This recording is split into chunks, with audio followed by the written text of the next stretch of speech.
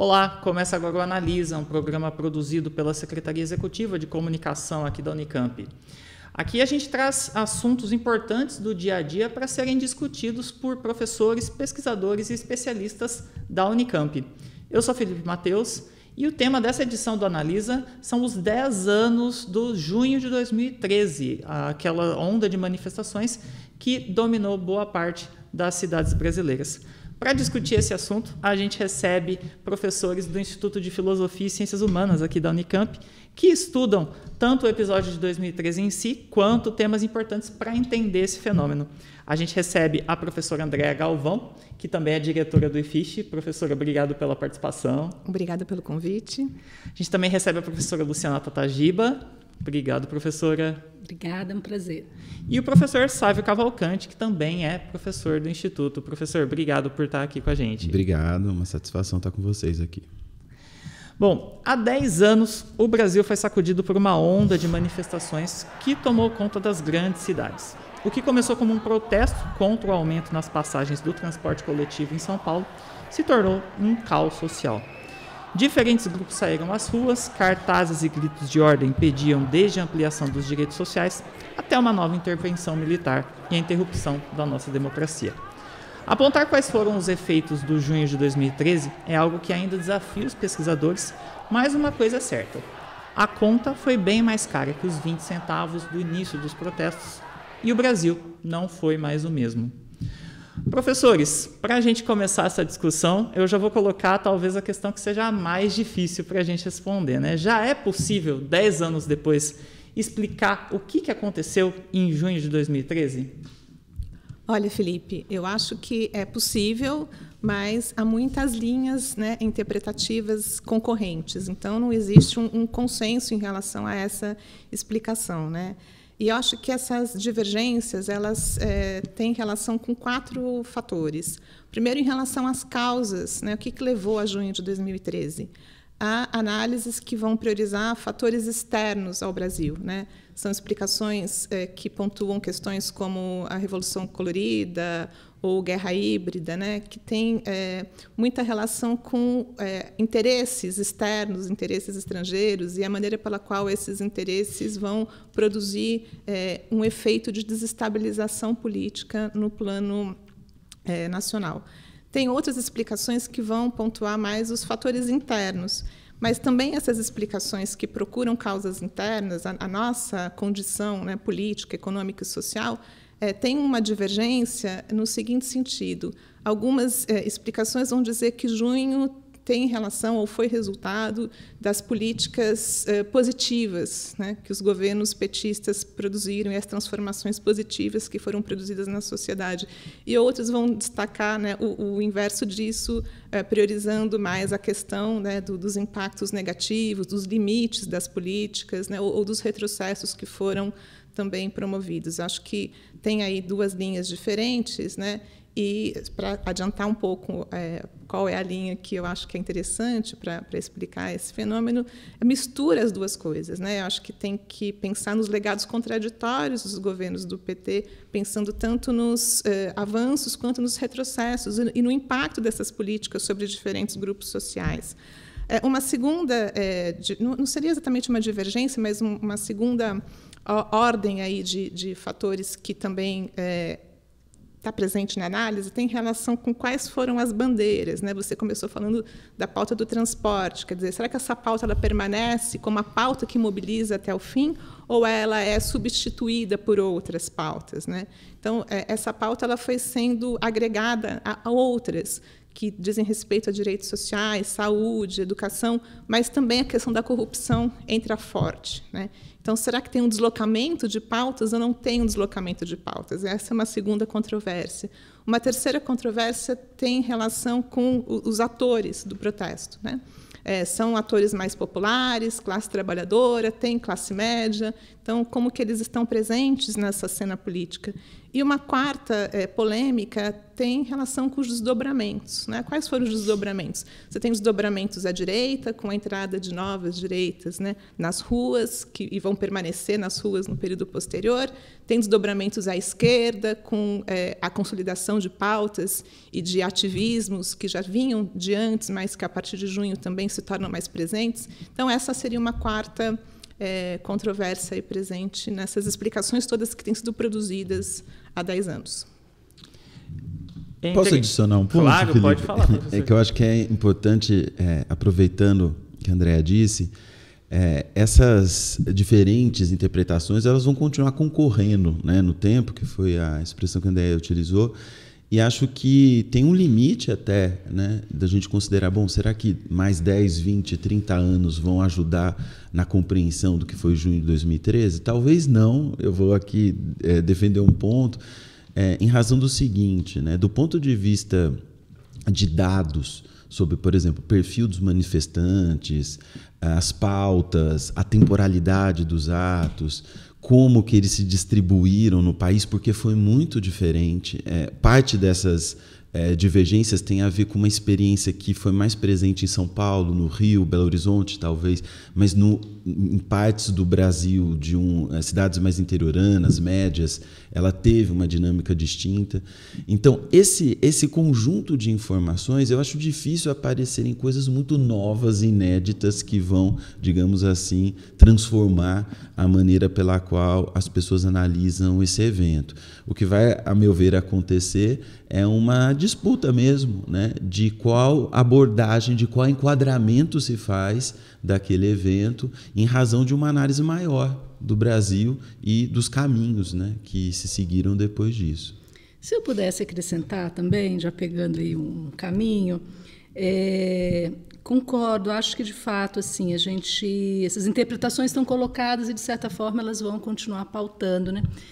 Mas eu acho que o futuro redefine o passado, reescreve o passado. Então, acho que o fato de junho de 2013 ter tido uma consequência que não é inerente a junho, mas tem a ver com o processo político brasileiro, sobre o qual a gente pode falar depois, que tem a ver com o fortalecimento das forças conservadoras e de direita, e depois a eleição da extrema-direita, faz com que junho, no geral, seja visto num retrovisor que aponta junho foi o começo de todos os problemas brasileiros e tal. Se daqui a 10 anos Sônia Guajajara foi eleita presidenta do Brasil, vamos dizer, olha, estava ali em junho de 2013, quando os indígenas, enfim, apareceram. Então, acho que tem uma dimensão também de um retrovisor, o retrovisor pelo qual se olhou junho, principalmente por parte da esquerda tradicional, é um viés muito de que junho ali foi um fenômeno que abriu portas e viabilizou atores da direita e de extrema-direita que sem junho talvez não tivessem lugar, como tiveram como atores políticos no cenário. Acho que isso talvez... Eu concordo e diria até que talvez aquela imagem da subida da rampa do Lula, né, e no começo agora do ano, já talvez possa ser vista como uma resposta de certas pautas e demandas que estavam presentes, que foram radicalizadas, digamos, né, por um setor progressista e que construiu aquela imagem de uma maior diversidade do povo brasileiro, né? Concordo com você. Uma boa lembrança da rampa. E talvez tudo isso, bem, não sei se posso esticar ainda um pouco claro. mais. Acho que a Andrea trouxe elementos muito interessantes e tem uma dimensão que é o próprio fenômeno em si, na natureza sociológica do fenômeno. Porque a gente está falando de um ciclo de protestos. Né, como categoria sociológica, um ciclo de protestos ele é inerentemente contraditório, porque são vários protestos num só. Né? Então, a gente vê, por exemplo, peças estalidos chilenos, é isso, você tem vários grupos com demandas muito diferentes, no mesmo espaço-tempo, parece que estão defendendo a mesma coisa e não estão, eles estão apontando para coisas muito diferentes. E aquele ator que abre o ciclo, que a literatura chama de madrugador do ciclo, né? Então, por exemplo, no caso o movimento Passe Livre, que abriu, muitos falam, ele não controlou. Sim, mas ninguém controla. O conceito sociológico de ciclo de protesto aponta para isso. O madrugador do ciclo nunca controla a dinâmica do ciclo. Só para contextualizar que a professora coloca, em junho de 2013, o movimento Passe Livre foi o que iniciou aqueles protestos pelos 20 centavos de aumento na passagem do transporte coletivo em São Paulo. Né? E tiveram um benefício, digamos assim, que a Dilma pediu para prefeitos, né, e governadores, enfim, atrasarem um pouco o aumento que geralmente é feito em janeiro para tentar conter a inflação. Então, eles próprios, né, ao explicar como que se deu a organização, mostram que tiveram praticamente um semestre inteiro para preparar secundaristas, universitários contra o aumento das passagens. Isso foi muito importante, porque de alguma forma tinha ali um caldo que estava sendo organizado e estava sendo fomentado desde o começo de 2013. Agora, também tem uma questão importante, né, que é pensar por que isso acontece em 2013 e não antes, se aumentos no transporte, né, são recorrentes, acontecem, né, praticamente todo ano. Protestos anteriores, inclusive organizados pelo próprio MPL, já tinham acontecido também, né, em outros momentos. Então, pensar que confluência de fatores é essa que faz com que todo esse caldeirão exploda, né, em 2013. Vou até aproveitar, então, para já colocar uma questão, que é o que vocês estão colocando, né, essa multiplicidade de atores e de bandeiras que foram colocadas ali, mas isso vem de períodos anteriores, né? Como é que estava o país naquele período que vocês acreditam, consideram que foi enchendo aquele copo que em junho de 2013 transbordou? O que estava acontecendo no país naquele período? Então, quando, na minha resposta anterior, eu falei dos legados contraditórios dos governos petistas, né? Acho que é importante considerar que os governos do PT promoveram políticas do ponto de vista econômico, de redistribuição de renda, né? de redução do desemprego, de políticas sociais que acabaram provocando um resultado do ponto de vista das populações mais vulneráveis, né? De inclusão social, do reconhecimento de certas identidades, né? Da participação de certos atores políticos, que foi muito importante. Mas essas políticas também provocaram muita insatisfação, tanto da parte de grupos, né, que queriam aprofundar essas políticas e estavam descontentes com seus limites, quanto da parte de grupos que estavam descontentes pela razão inversa, né, porque sentiram que essas políticas foram feitas em detrimento do seu lugar na sociedade, né, do seu prestígio, do seu status social. A gente pode pensar, por exemplo, numa política que mudou bastante a cara da universidade, né, que foram as cotas sociais e étnico-raciais, né. A gente percebe hoje que a universidade é diferente do que era há 20 anos atrás. Então, essa política ela provocou a inclusão e provocou a insatisfação, né. Acho que é importante levar em consideração esses aspectos, e quando a gente fala de legados contraditórios, né, a gente pensa tanto em políticas como reajuste salarial, né, a política do salário mínimo, eu já falei da questão das cotas, mas a gente pode falar de Bolsa Família, a gente pode falar de programas habitacionais como Minha Casa Minha Vida, e também, de outro lado, pensar em políticas que acabaram não avançando no reconhecimento dessas identidades que foram incorporadas, né? Por exemplo, toda a questão de direitos reprodutivos e sexuais, toda a questão relativa, né, ao reconhecimento, por exemplo, no caso dos povos originários, né, de demarcação de terras, os limites do processo, inclusive do meio ambiente, né, o processo todo de desenvolvimento que acabou prejudicando o meio ambiente, as controvérsias em relação às hidrelétricas, Belo Monte, né? Acho que tudo isso foi também gerando conflitos, gerando tensões com grupos que tinham o reconhecimento de alguns direitos, mas, ao mesmo tempo, tinham esse efeito, né, negativo, essa questão, principalmente do ponto de vista ambiental, que foi muito importante. Então, acho que dá para relacionar essa insatisfação a diferentes fontes de insatisfação em relação aos governos petistas. Eu complementaria apenas o caminho que a Andréa abriu aqui, que você tem uma transformação importante da sociedade brasileira que é causada pelo efeito, né, desse ciclo dos governos petistas, com um projeto de desenvolvimento que, embora tenha permitido inclusão, embora tenha ampliado a renda de setores mais vulneráveis da sociedade, e tenha, por exemplo, aí eu acho que é um tema fundamental, né, uma característica fundamental para entender o que a gente está falando, tenha mais do que duplicado o número de estudantes em universidades, o que vai ser um agente importante de junho de 2013, Ao mesmo tempo, esse tipo de crescimento, esse tipo de desenvolvimento, ele ele encontrava certos limites e certos impasses. Para quem estava ascendendo socialmente, o limite era uma forma de viver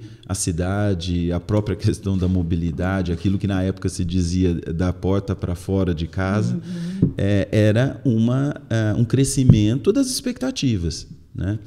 Por outro lado, uma parcela da população, e aqui eu identifico mais como uma classe média tradicional, já existente anterior desse ciclo, não que ela tenha perdido renda, status, acho que essa discussão nos faria fugir um pouco do tema, mas ela foi impactada por esse processo e ela também precisou encontrar o seu lugar nesse caldo de transformações.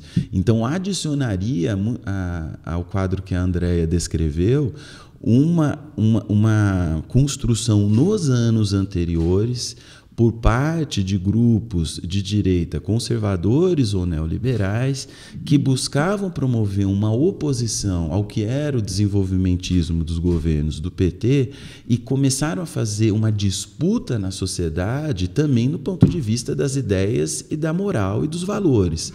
E o eixo fundamental foi buscar a desqualificação do que representaria a ideia de justiça social da esquerda por meio da identificação da esquerda com a corrupção em todos os níveis de valores, corrupção do próprio recurso público.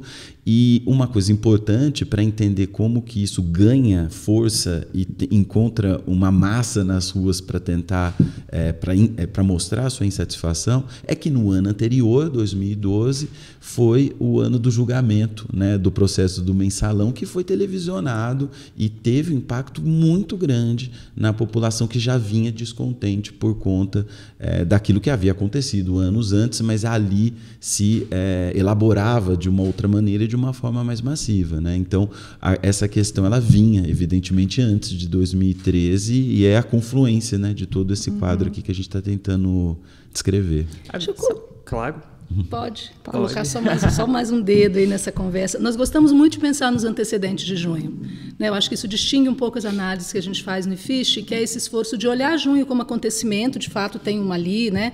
Mas a gente localiza, um esforço de localizar junho no marco temporal mais ampliado, que nos permite entender melhor o processo, então uma angular um pouco mais ampliada. E aí eu colocaria nesse sentido dois elementos, acho que reforço isso que a Andréa e o Sávio colocaram. Acho que tem um processo muito claro de pluralização social no Brasil, que é decorrência, sim, dos governos petistas, mas é também do próprio processo de democratização. Estamos falando de 30 anos da democracia, que, para bem ou para mal, né, com todas as dificuldades, incluiu pessoas, você tem uma pauta de inclusão, de participação que se expande ao longo. Né? A gente tem um autor, Paul Mead, eu gosto muito, que ele fala que a América Latina viveu uma dupla transição para a democracia e para o neoliberalismo. E, nesse processo, a sociedade civil se pluralizou para dar conta desses dois processos combinados, né, e que apontavam em direções opostas. Então, acho que junho, a chapa de 2013 já estava esquentando. Né, a sociedade civil já vinha se transformando muito profundamente. Os estudos que a gente fez sobre protestos, né, eu e a Andréa, a gente apontou a gente recuperou dados quantitativos sobre crescimento de número de protestos no Brasil, e a gente percebe entre 2011, 2012 e 2013 um crescimento, antes de junho de 2013, um crescimento de 140% dos protestos. Então você já vê que era uma sociedade que tinha uma insatisfação que ainda não estava muito bem nomeada, mas que já estava ali à esquerda do PT e à direita. Então, é uma pluralização social de dois campos. Você tem um campo progressista que se diversifica muito, e você tem um campo também da elite econômica, da elite política, né, vinculada principalmente a um eixo de centro-direita, que também se diversifica muito profundamente. Então, acho que esse é um elemento importante que vai aumentando essa chapa e que vai levando mais gente. E o engraçado é por que essas pessoas, várias delas, escolheram a rua. Porque quando a gente fala em protesto, a gente está falando num tipo de ação. Então, não é que esses atores não existissem antes, mas, por exemplo, você tem um conjunto de atores do campo progressista e tal, que ficaram atuando muito, como a gente diz, nas vias institucionais durante os anos 90, durante os anos 2000. Né? Muitos foram, por exemplo, ocupar espaço dentro dos governos do PT. ocupar postos, participar de espaços institucionais como os conselhos de políticas públicas. O que é interessante é que, a partir de 2000, uma parte desses atores decidem ir para a rua fazer protesto. Né? Então, por exemplo, a gente pensa, esse é um elemento, um outro elemento, e aí por quê, né? Por que parte desses atores decide ir para a rua fazer protesto? E mais ainda, por que parte da elite econômica decide ir para a rua fazer protesto? Que a gente também viu na Argentina, no governo Kirchner. É muito interessante. Posso só falar uma coisinha? Vai ser difícil deixar você falar, né, mas gente? Tá ótimo. Não, só acrescentar também uma questão, né, a isso que já foi colocado. Eu acho que tem uma dimensão, né, nessa disputa política que vai se desenvolvendo, vai se desenrolando ao longo dos governos do PT, e essa disputa ela vai se acirrando depois da crise de 2008. Então, acho que também para trazer esse ingrediente do cenário internacional e do impacto, né, da crise internacional sobre o Brasil, para pensar que o governo brasileiro ele responde a essa crise não através de políticas de austeridade, que daí responderiam a essa demanda dos setores, né, à direita, dos setores, né, que defendem uma política neoliberal contra o neodesenvolvimentismo. O que os governos do PT fizeram foi aprofundar a política, que a gente pode chamar de neodesenvolvimentista, né? E isso vai acirrar o conflito distributivo entre as classes sociais pelos recursos públicos. Então, esses setores médios eles vão olhar para essas políticas que não os beneficiam, né? E políticas para as quais eles contribuem, né? As classes médias pagam imposto, então o recurso do imposto que é pago pelas classes médias vai ser direcionado para políticas que vão ter como alvo setores vulneráveis, né? Ou políticas de ação afirmativa ou essas políticas sociais, e eles vão percebendo que isso, né, não dá conta das demandas, né, que são demandas específicas das classes médias. Então, isso vai provocando uma insatisfação, uma oposição a essas políticas e uma identificação entre essas políticas e desvio de recursos, corrupção, né? Políticas que vão beneficiar pessoas que são acomodadas, que não querem trabalhar. Então, também acho que esse elemento para a gente levar em consideração. Eu acho dessas questões que vocês colocam, eu acho que puxa um pouco o que alguns analistas vão começar a dividir esses grupos que estavam presentes ali. Então, a gente tem um primeiro grupo que está mais ligado a organizações mais tradicionais e ligadas historicamente a protestos. Então, o Movimento Sem Terra, o MST, a CUT, que são movimentos mais tradicionais, institucionalizados e que nos anos aí do governo PT ganharam espaço também dentro da política institucional. E aí a gente tem outros dois grupos que, a meu ver, parece que foram uma novidade, que foi o movimento autonomista, mais ligado à esquerda, mais com traços bem mais progressistas, com pautas mais progressistas, identitárias, e movimentos mais à direita, que aí foi também uma grande novidade, né? Eu queria que vocês comentassem um pouquinho sobre esses dois grupos que foram ampliando a presença deles no debate público, e hoje a gente vê muita expressão desses grupos, principalmente a direita, que depois ascendeu ao poder, né?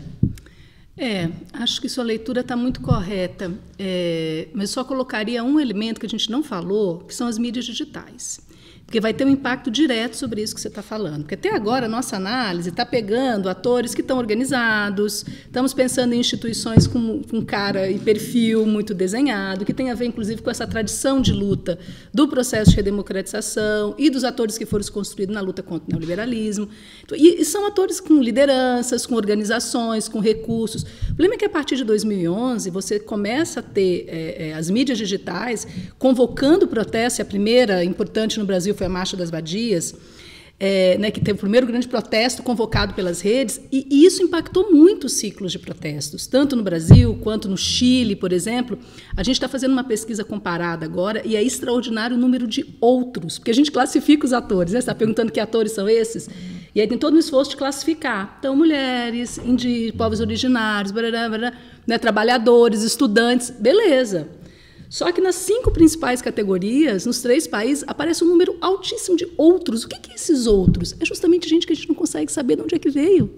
Inclusive, que pautas claramente defende, porque também as demandas, muitas vezes, são demandas fluidas. Então, essa insatisfação um pouco, então, acho que tem, isso que você está colocando. A gente pode trabalhar no eixo direita e esquerda, acho que tem uma intensificação, uma radicalização da polarização política, que acompanha o processo de pluralização social nesse período, mas eu acho que tem também algo que extravasa essas metáforas espaciais. O conflito não está contido.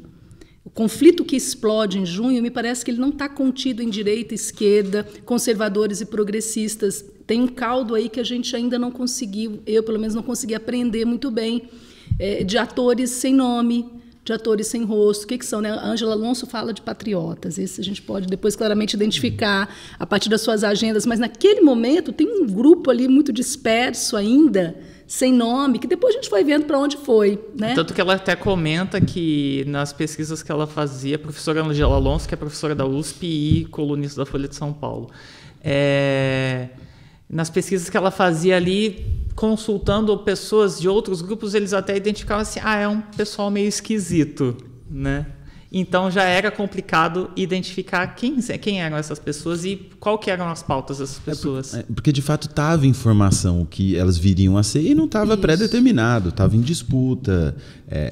Agora, toda disputa tem um limite de acordo com posições desses agentes dentro da sociedade. Deixa eu só voltar num ponto que eu acho que é importante, Felipe, da sua pergunta, pelo seguinte, você comentou, né, CUT, MST, talvez, André pode falar um pouco também, são grupos, né, que atuaram naquilo que já conheciam, né? Pressão sobre o governo, pressão, no caso do MST, né, para assentamentos, para regularização de ocupações. E a CUT é algo que às vezes é subestimado, junto com o movimento sindical como um todo. Em 2013, salvo engano, né, André, teve um pico de movimento grevista. Uhum. É um tipo de movimento social, um dos mais tradicionais, que estava atuando fortemente e colocava um problema muito grande para o tipo de desenvolvimento construído pelos governos do PT, que era até quando é possível continuar distribuindo renda sem provocar alterações estruturais na sociedade brasileira. Então, agora, dentro dessa esquerda vão se fortalecendo, ainda que em nichos, a meu ver, sem extensão nacional muito enraizada, grupos de crítica a esse desenvolvimentismo dos governos do PT à esquerda, seja porque isso altera a forma de vida dos povos originários, seja porque isso... e aí não esqueçamos, estávamos em preparativos para a Copa do Mundo, 2013, Copa das Confederações, um contraste entre os gastos que estavam sendo feitos, as desocupações de algumas áreas e o déficit habitacional no país, enfim, então movimentos por moradia, pela luta pela habitação e a questão da mobilidade urbana, ou seja, você tem uma renda, a renda se eleva, você tem possibilidade de entrar em algum nível de consumo e serviços que antes não existia, mas isso tem um limite muito explícito e grave quando a pessoa simplesmente circula nos grandes centros urbanos. Então, havia uma digamos, oposição de esquerda aos governos do PT que apostaram muito num teor mais autonomista, espontâneo, mas não apenas. Você tinha partidos como o PSOL, o PSTU, que, ao perceberem que aquilo estava ganhando projeção nas ruas, buscaram disputar essas ruas e, enfim, aí o desfecho a gente sabe, pode ir para ele depois, mas o fato é que esse momento ele apresentava também um debate, como a gente estava descrevendo antes, que não ficou restrito a esses agentes. E aí eu queria colocar um tema que, a meu ver, é muito subestimado nas análises sobre junho de 2013, que é essa referência aos grandes centros urbanos e o fato de que houve efeitos por todo o cenário nacional. Eu, por exemplo, eu vivi junho de 2013 no norte do Paraná, eu morava em Londrina, eu pegava os relatos dos meus colegas que estavam em Campinas, algumas pessoas que estavam em outras cidades, e contrastava com o que estava acontecendo ali, e era muito nítido que aquele teor mais progressista de ampliação dos direitos em nome do cumprimento, digamos assim, dos princípios da Constituição de 88, de uma tentativa de democratizar o acesso à vida, eles não conseguiram ganhar apelo popular. Eles já foram muito rapidamente bloqueados por uma outra forma de protesto e por outros agentes que tiveram a pauta moralista, conservadora da corrupção como sua marca. Então, isso cria uma dinâmica muito diferente por todo o país e, às vezes, é isso que também explica o conjunto das divergências, né? Com certeza, quem viveu São Paulo tem memórias de trabalhadores saindo dos ônibus, do metrô, engrossando as passeatas e os atos na Paulista. E, por um momento, se viu, poxa, a gente tem como fazer uma coisa diferente de um aprisionamento das lutas populares que esse ciclo desenvolvimentista do PT teria criado.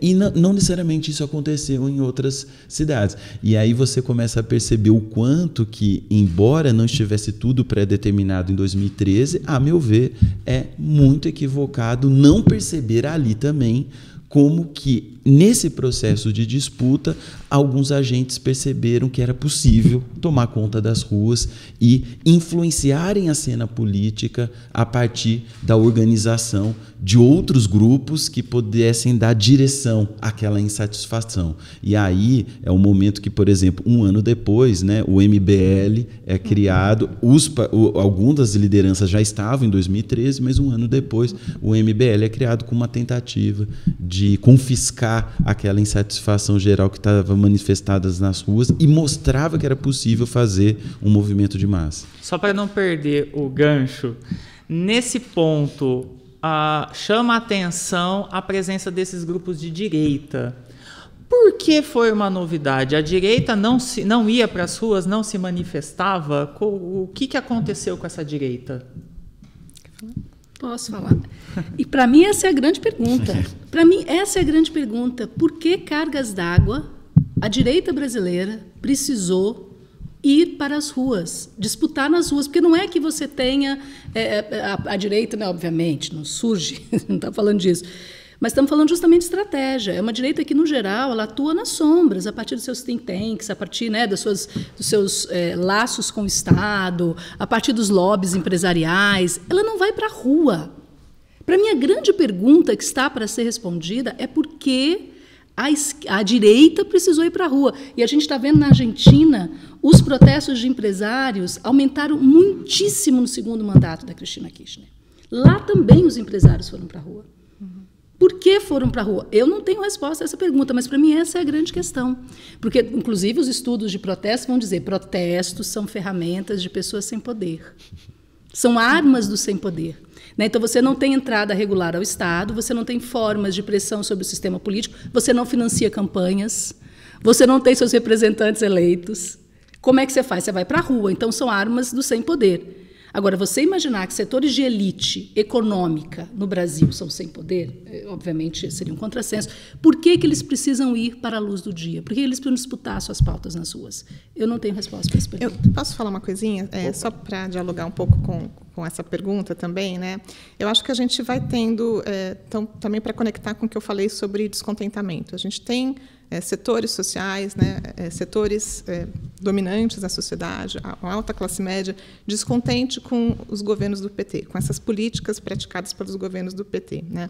Esses setores eles estão defendendo uma política de austeridade, estão defendendo flexibilização de direitos trabalhistas, né? Por entender que as condições econômicas e sociais dos governos favoreceram a atuação dos trabalhadores. O Sábio falou agora há pouco sobre greves. Né? As greves elas aumentaram em 2013, depois elas tiveram um outro pico em 2016. Mas as greves elas são greves por condições de trabalho, por salários. Né? A gente tem até 2014 reajustes salariais superiores à inflação. Agora, as greves elas vão se espraiando para outros setores, para além daqueles setores mais tradicionalmente organizados, né? Ela vai se espraiando para setores precários também, que estão lutando contra o descumprimento de direitos. Então, a gente tem aí um mosaico entre os trabalhadores organizados também muito interessante, né? Agora, as greves elas são contra as empresas, elas são contra os patrões, né? Elas não são contra o governo, a não ser nos casos que o governo é o patrão, né? A não ser no caso do funcionalismo público. Mas o que eu queria chamar a atenção é que o que a gente percebe, né, em junho e depois de junho é um deslocamento de alvo também. Porque se a gente pensa que transporte é uma pauta, né, a causa inicial dos protestos é uma pauta que diz respeito a governos municipais e estaduais, o que acontece, né? Que, no final das contas, o alvo da insatisfação, o alvo do protesto, acaba sendo o governo federal. Quer dizer, a grande prejudicada, a que perde popularidade, inclusive, né, é a presidenta Dilma, no final desse processo todo.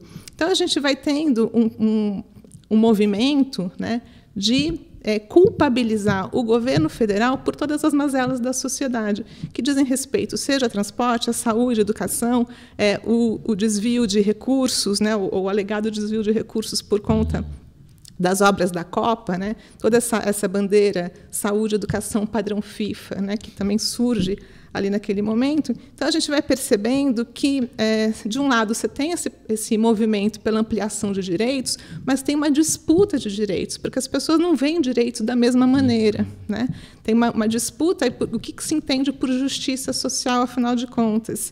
E a gente percebe esse crescimento de setores da direita que vão se organizando, né? O Sábio falou do MBL, mas a gente tem o Revoltados Online, que já existia desde o começo, né, dos anos 2000. A gente teve movimentos anteriores, como o Cansei, em 2007. Né? Então, a gente teve a direita se organizando para se contrapor à questão do mensalão, para dar luz, né, ou para tentar fazer com que os setores da sociedade se mobilizassem contra a corrupção já lá em 2005, depois em 2007. Então, a gente vai tendo movimentos. A gente tem o crescimento dos think tanks, que a Luciana abordou também, né, desde 2006, um ativismo para a criação dessas organizações, desses institutos, Instituto Liberal. Então, a gente tem todo um caldo de cultura também se desenvolvendo para poder se contrapor a esse modelo de desenvolvimento que os governos do PT promoveram, mas se contrapor pela direita. Né? Então, acho que isso é uma questão também para a gente considerar. E só uma outra coisinha, a Luciana falou sobre redes digitais, acho que é importante falar do cyberativismo, acho que é importante falar, por exemplo, de um movimento ou de uma organização, né? Não sei exatamente como qualificar, como Anonymous, né? Que no dia 18 de junho divulga um vídeo com 5 causas. E essas 5 causas, elas não têm a ver com direitos sociais. Né? As 5 causas são não a PEC 37, pelo fim do foro privilegiado de políticos, a questão do Renan Calheiros, para tirar o Renan Calheiros da presidência, da Câmara, para poder qualificar a corrupção como crime hediondo, e a quinta já não me lembro mais. A primeira PEC 37, só para lembrar, é aquela que limitaria o poder de investigação do Ministério Público. Então, eles vão colocar ali em evidência, numa chave moral, porque também isso é apresentado como uma pauta moral, e vão terminar o vídeo dizendo: verás que o filho teu não foge à luta. Então, a disputa ali, quer dizer, do dia 18, né, que foi logo depois do crescimento das manifestações, né, porque acho que é importante falar, as manifestações, elas até dia 13, elas têm um perfil, a violência policial, né, ela também provoca apoio aos manifestantes, ela vai mudando ali a dinâmica dos protestos. No dia 17 de junho, aqui estou falando de São Paulo, né, tem um crescimento muito expressivo, e depois, no dia 18, tem esse vídeo do Anonymous, no dia 19, a tarifa cai, e no dia 20, né, tem a grande explosão aí, que vai ter, inclusive, conflitos entre manifestantes. Né?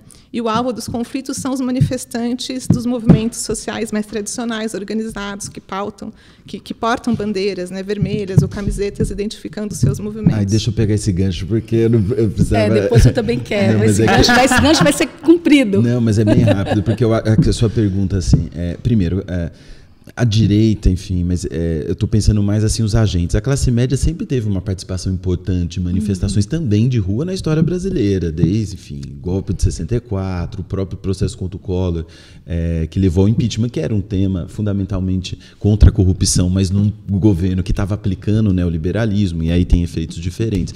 Mas eu acho que o importante ali, desfecho um pouco do que a Andréa, o caminho que ela estava seguindo, é que as ruas, elas foram percebidas como uma continuação de movimentos que já estavam se dando, né, ao longo dos últimos anos, que estavam tendo uma repercussão nas mídias sociais, e aí o impacto de outras manifestações do mundo que a Luciana lembrou antes, e uma disputa, além de o que são direitos, enfim, como que o Estado deve se relacionar com a economia, uma disputa sobre identidade nacional.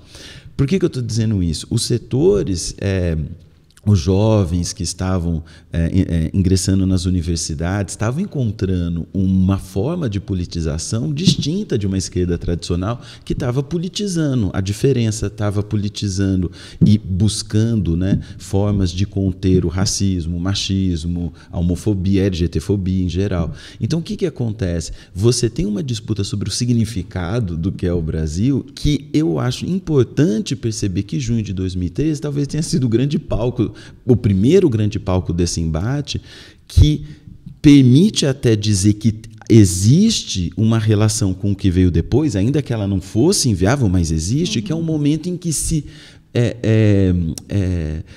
expulsa praticamente aqueles que estariam manchando as cores tradicionais do Brasil e dizendo que aqui é sem partido, né, uma ideia antipartidária, e que o único partido seria o Brasil. Aquele movimento, essa disputa nas ruas em torno do que significa lutar pelo Brasil, e que encontra um uniforme que é a camisa da seleção brasileira. Então as pessoas falam, não existe ligação nenhuma entre junho de 2013 e o que veio depois, sendo que o uniforme de protesto era o mesmo desta parte, não do começo. Está querendo ocultar uma coisa que estava acontecendo. Eu até entendo, porque, veja, é a tese que é muito questionada do ovo da serpente, né? Se o autoritarismo, a extrema-direita, seria um desdobramento necessário de junho de 2013. É evidente que não é. É evidente que muita coisa aconteceu.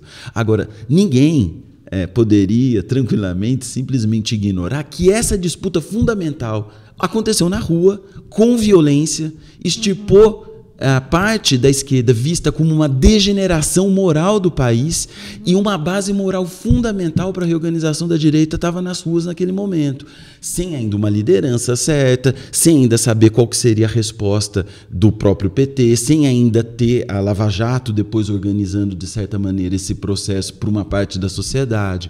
Mas a disputa em torno da identidade nacional e o temor de degeneração moral com uma base de massa nas ruas, ela estava ali dando seu primeiro sinal e venceu naquele momento, né? O final de junho de 2013 não era o final que muitos esperavam. Ele precisou continuar sendo disputado mais para frente, né? Não, muito interessante, eu quero falar sobre isso, mas queria voltar lá no Anônimos. A lembrança da Andréa é ótima e ajuda a gente também a limpar um pouco o terreno das comparações de junho com as primaveras do mundo, pelo mundo. Porque o Anônimos, ele performa, né, a emergência lá, ali nos indignados da Espanha, né?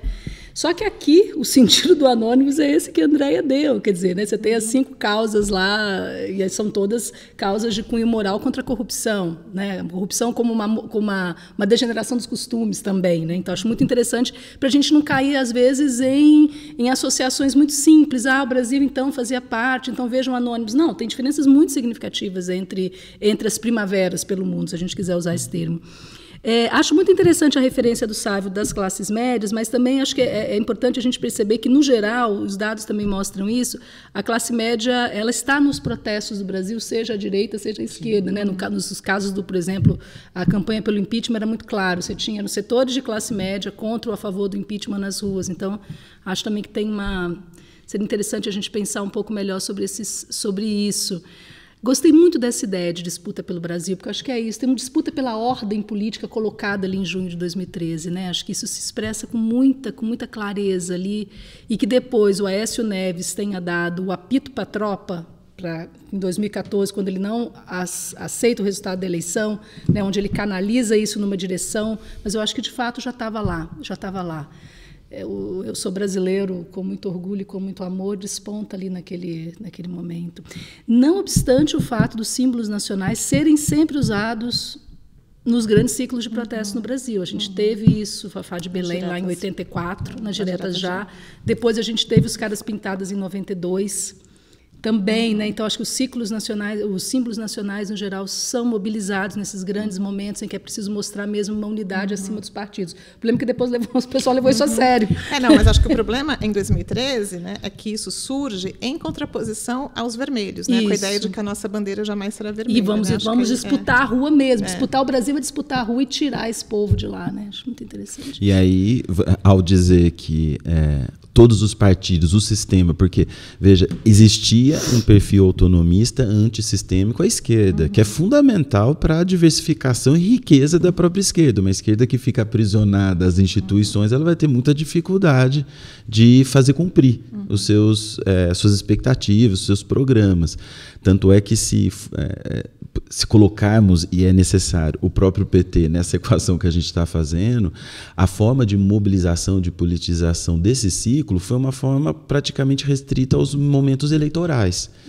Você não tinha a concatenação, a correspondência das políticas sociais, por exemplo, que a Andréa descreveu como uma base, ela não era dada de forma orgânica, não era dada de forma também com correspondência, né, nas próprias ruas e em grupos mais organicamente instituídos. Uma outra esquerda teve que cumprir esse papel antissistema. Agora, o caldo antissistêmico que acabou gerando, ele foi muito confiscado pela direita com outros propósitos. Não à toa a identificação de uma ameaça moral de degeneração ao Brasil e a ideia de que toda a política vista dessa maneira é corrompida vai abrir, evidentemente, espaço para alguém que, de maneira correta ou não, seja vista como uma alternativa a esse sistema, né? E aí eu não preciso continuar.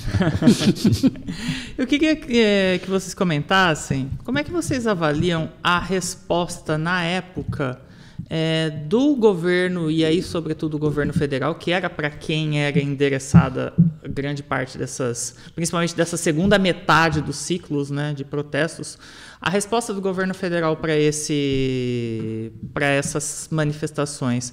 Porque existem algumas leituras de alguns autores que interpretam que, na hora de chamar grupos que estavam se manifestando para sentar à mesa e conversar, para ver assim, olha, como é que a gente pode incluir isso dentro de políticas públicas, o governo da época, que era o governo da Dilma Rousseff, só teria chamado para conversar esses grupos mais à esquerda. Não sentou para conversar com grupos à direita também. E que houve ali uma perda de oportunidade de integrar esses grupos e evitar que depois eles se radicalizassem mais para uma extrema-direita. Vocês concordam com essa leitura? Como é que vocês avaliam a resposta que foi dada pelo governo da época?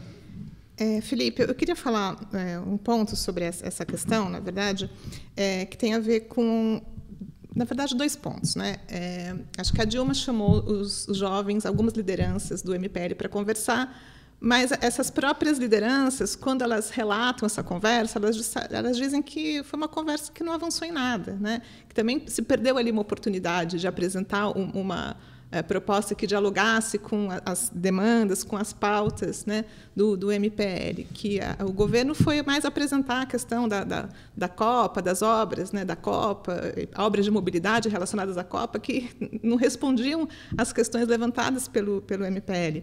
Mas o que eu queria dizer aqui com relação às respostas é que a Dilma também responde com 5 pontos, né? Ela tem um programa de 5 pontos, que passa por responsabilidade fiscal. Então, essa questão da responsabilidade fiscal, ela dialoga com a austeridade, né? E ela vai na contramão de toda a demanda por políticas sociais, porque como que a gente vai financiar mais políticas sociais, né? Como que a gente vai financiar programas de mobilidade, direito à cidade, transporte público de qualidade, com responsabilidade fiscal? Ela responde à demanda da saúde e da educação com os royalties, né, do petróleo para a saúde e educação, e responde com mais médicos. que é um programa que provocou uma reação contrária, né, de um segmento de classe média. Inclusive, a gente pode pensar num tipo de reserva de mercado dos médicos que vão se sentir muito contrariados com a vinda dos médicos cubanos, né, e vão hostilizar os médicos cubanos, vão assumir uma posição muito, né, inclusive, de xenofobia em relação a esses médicos que vão vir para trabalhar em lugares, vamos dizer, né, que os médicos brasileiros não querem, né, porque são nos rincões do país. Ela respondeu, então, com algumas medidas e com uma proposta de reforma política, né, com plebiscito, que acabou sendo depois abandonado. Acabou sendo boicotada desde o início, a começar pela direita que estava com ela.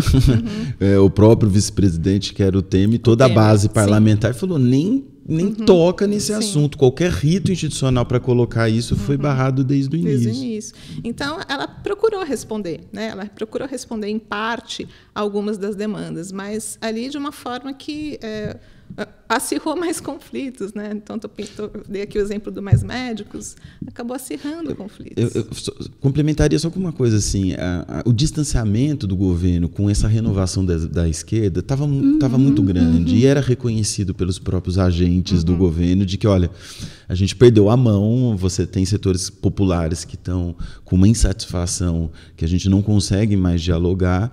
E, de fato, ali era efeito de um tipo de ideia de manutenção de um ciclo de desenvolvimento com justiça social, com politização restrita aos momentos eleitorais. Com grau personalista, não à toa, né? A figura do Lula, que faz a sua sucessora, e é ele que consegue voltar depois. Então, esse caminho ele estava estremecido entre, digamos assim, entre uma parte, né, de uma esquerda institucionalizada e as demais, com uma renovação por um outro lado do debate que eu confesso que não imagino que esses agentes, no caso Dilma e o seu grupo ali mais próximo, tivessem dimensão do que seria a renovação de um pensamento conservador e neoliberal no Brasil e como ele já estava se capilarizando e se enraizando. Eu consideraria um pouco ingênuo imaginar que você conceder à direita setores conservadores e neoliberais mais do que ela já estava fazendo em razão da coalizão existente com partidos que são de centro-direita e de direita, e até mesmo depois, quando ela, diferentemente do que prometeu nas eleições de 2014, faz um programa forte de austeridade fiscal, eu acho difícil que isso contentasse esses setores. Eu acho aí é uma parte, digamos assim, de análise da sociedade anterior à disputa e ao conflito em si, que são certos limites de como os interesses podem ser satisfeitos e, em algum momento, alguns vão precisar perder para que outros ganhem. Então, você pode... Não é a questão de chamar todo mundo à mesa, trocar ideia com as pessoas e fazer com que convencê-las de algo. Vai ter disputa material sobre riqueza, poder, prestígio, e isso, de fato, cria esses impasses, né, na discussão dos temas. Deixa eu colocar um ponto aí, porque também é supor um ator político que não existia enquanto tal, né? Isso, acho que foi construído nos protestos, inclusive. Eu acho que os protestos foram arenas de reconhecimento de identidades coletivas de novos setores da direita e da extrema-direita. Então, acho que faz muito sentido pensar assim em umas novas direitas, tanto que não é o PSDB que lucra com esse processo. Vai chamar quem para conversar? O Aécio Neves? Assim, esse ator ele vai se constituindo. Acho que a gente estava num momento de transição mesmo, muito forte, muito potente. E eu colocaria um outro elemento também no campo, né, mais progressista e tal. Basta a gente lembrar, a gente tinha tido a Primavera das Mulheres antes ali, né, já acontecendo já ali entre 2011 e 2012, e os setores conservadores já muito fortes dentro do próprio governo e dentro do legislativo. Você tinha uma pressão. E acho que algo que talvez não seja muito presente nas análises, tem um conflito geracional na democracia brasileira. Está posto. Né? Você tem uma nova geração. E a gente estava comentando, nós pegamos nossos alunos chegando na universidade, a gente está sempre com a possibilidade de estar esse radar muito antenado. Você tem uma luta pela construção da democracia brasileira que essas pessoas não fazem a menor ideia do que seja, né? Então, você tem um compromisso com a construção, inclusive, de instituições participativas, ou etc. O mesmo PT, muitos desses meninos e meninas, quando viram o PT já era governo, não viram na oposição, não viram a construção da esquerda brasileira, a luta que foi esse processo. Então, assim, e eu acho que a gente não teve, e concordo muito com o Sábio, né, e André colocaram, eu acho que a gente não tem, como sociedade ainda, a gente precisa reconstruir o discurso sobre a democracia e que recupere as suas bases interseccionais, porque eu acho que tem uma dimensão que estava colocada lá no governo do Partido dos Trabalhadores, do campo democrático popular, e que segue até hoje, que é muita dificuldade em conciliar a dimensão do popular com as dimensões de gênero, de raça, com os eixos religiosos, né, com as identidades religiosas. Eu acho que isso é um desafio que está colocado hoje no coração da democracia e que é uma parte dessa disputa que o Sávio coloca sobre a nação. Né? Porque que nação é essa? Não é uma nação muito mais diversa, é uma nação muito mais plural. Mas como é que você reconhece essa pluralidade? E de fato, quem você vai chamar para conversar em 2013 se a coisa estava explodindo, você não sabia nem quem era quem?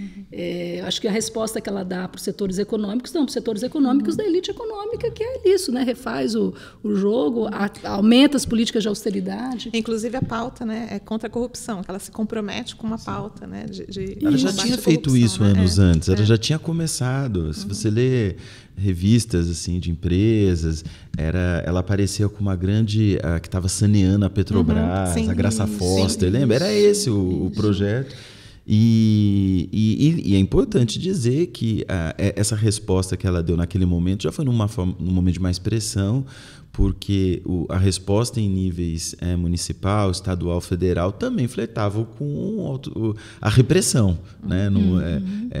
E a própria uma das táticas, digamos assim, desses protestos que se valiam de confronto direto, né, polícia, enfim, ou outros tipos de ação direta, estavam sofrendo uma repressão dura, que era, evidentemente, digamos assim, um efeito um tanto quanto esperado da forma de contenção dessas manifestações pela polícia no Brasil, mas aquilo gerava em quem participava uma insatisfação muito grande do governo por conta dessa repressão, que não vinha e se aliava com aquela legislação na Copa do Mundo que precisou abrir, né, praticamente para métodos de exceção por conta das prerrogativas da FIFA, né, contra o terrorismo, enfim, tinha muita coisa acontecendo que não se tinha muita cálculo, né, do qual peso que isso teria lá na frente e que acabou confluindo, né, para esse quadro. Até porque a situação da Dilma era difícil, porque quando os protestos irrompem,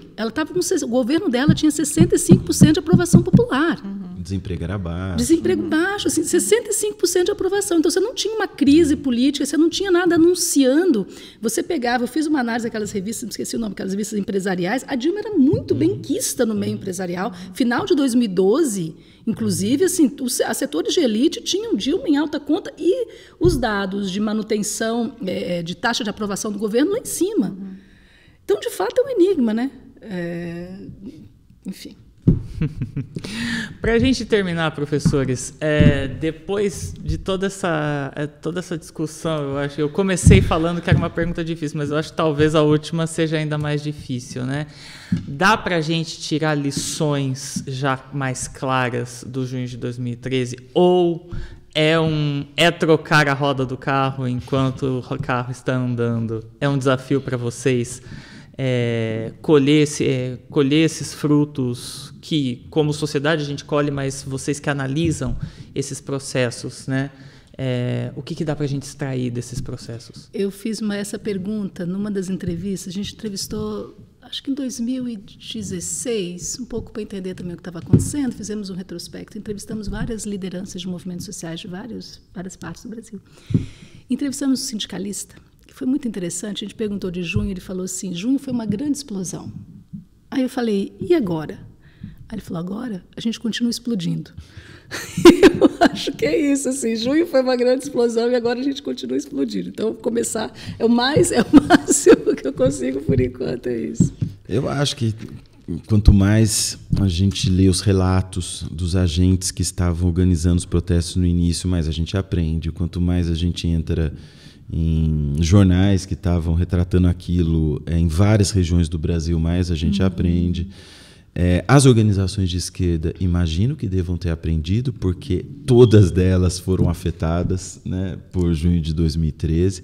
Aquelas que imaginaram que continuar a oposição à esquerda em julho de 2013 tiveram um desfecho não, digamos, aquilo que esses grupos imaginavam, né? Aqui estou pensando principalmente o quanto que isso afetou a oposição de esquerda partidária ao PT, que seria PSOL e PSTU, por exemplo, né?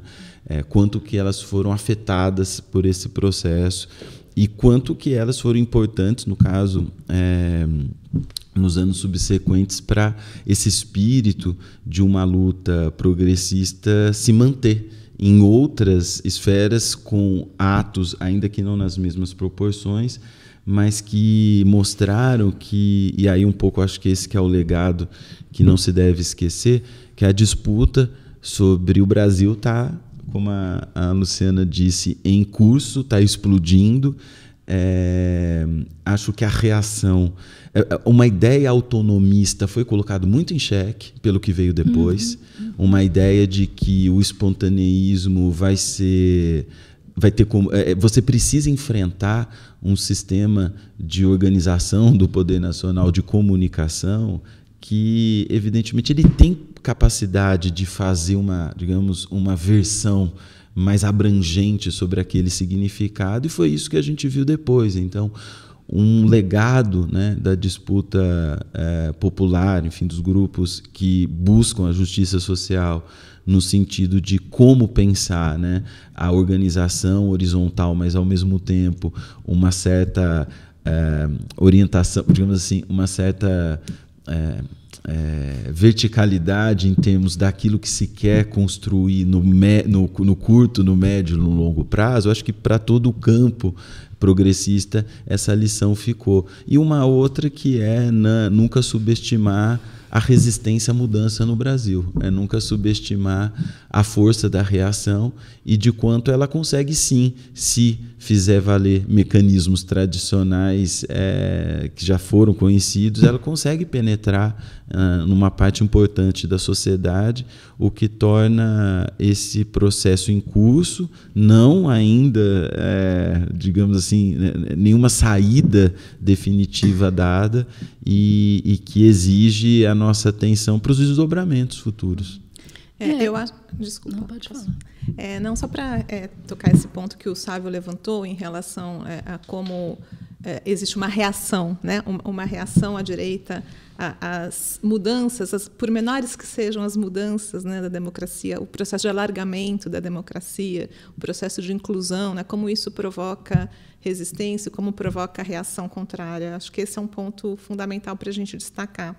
Mas, além dos processos, dos desdobramentos à direita, né, que a gente comentou aqui ao longo da nossa conversa, eu acho que também teve desdobramentos à esquerda, né? Acho que é preciso levar em consideração, por exemplo, a gente teve todo o processo de ocupação das escolas, né?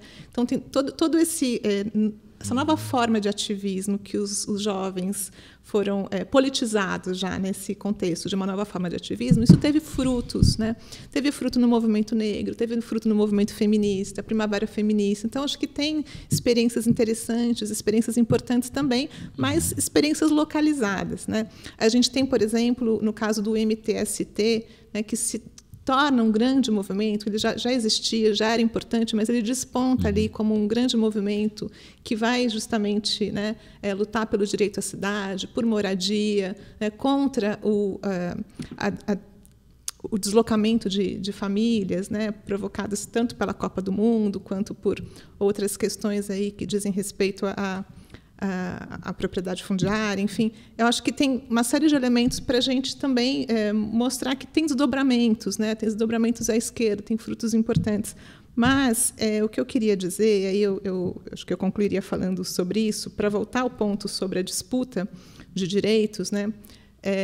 Em julho de 2013, houve uma tentativa por parte do movimento sindical, das centrais sindicais, de convocar protestos, o Dia Nacional de Luta por Direitos, com a pauta que era a pauta de junho de 2013. e que era uma pauta presente nas convocações das centrais sindicais ao longo dos governos petistas, né, nas marchas da classe trabalhadora, que eram marchas anuais que mobilizavam pouquíssima gente. Então, o que eu queria destacar aqui, né, que essa pauta por direitos ela já existia, ela estava colocada, né, só que ela tinha um baixo poder de mobilização, quando convocada por centrais sindicais. Então, tinha um baixo poder de penetração. Então, eu acho que esse é um elemento também para a gente se perguntar, né? Qual que é a dificuldade, quais são as razões dessa baixa capacidade de mobilização em torno dessa pauta por direitos. E aí pensar no papel tanto dos movimentos sociais mais tradicionais, que passaram a ter uma ação muito institucional e descuraram, digamos assim, do processo de formação política, do processo de organização e de mobilização para que as pessoas fossem para as ruas para defender essas pautas, né, quando convocada por esses movimentos, né, e quando também pensando na associação entre essas pautas por direito e democracia. Pensar que o direito é um elemento fundamental da democracia. E as duas coisas elas estão articuladas. E acho que a gente viu essa dificuldade, não só em julho, mas a gente viu essa dificuldade 2 anos depois, no processo de impeachment, quando esses mesmos movimentos, através da Frente Brasil Popular e da Frente Povo Sem Medo, foram para as ruas para defender direitos, os direitos atacados pelo governo Temer, e para defender a democracia, né? E tiveram menos capacidade de mobilização do que os setores à direita, que aí já tinham, né, conseguido organizar as suas tropas e galvanizar a luta, colocando, né, no primeiro plano essa questão da corrupção.